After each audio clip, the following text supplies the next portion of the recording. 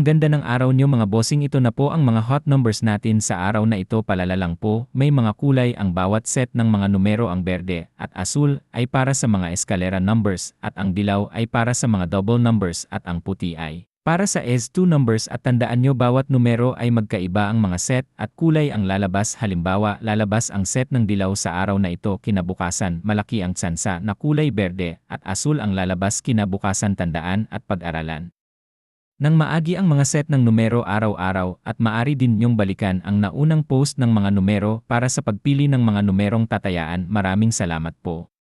Ang ganda ng araw niyo mga bossing, ito na po ang mga hot numbers natin sa araw na ito. Palala lang po, may mga kulay ang bawat set ng mga numero. Ang berde at asul ay para sa mga eskalera numbers at ang dilaw ay para sa mga double numbers at ang puti ay para sa S2 numbers. At tandaan nyo, bawat numero ay magkaiba ang mga set at kulay ang lalabas. Halimbawa, lalabas ang set ng dilaw sa araw na ito, kinabukasan malaki ang tsansa na kulay berde at asul ang lalabas kinabukasan. Tandaan at pag-aralan nang maagi ang mga set ng numero araw-araw at maaari din niyong balikan ang naunang post ng mga numero para sa pagpili ng mga numerong tatayaan. Maraming salamat po.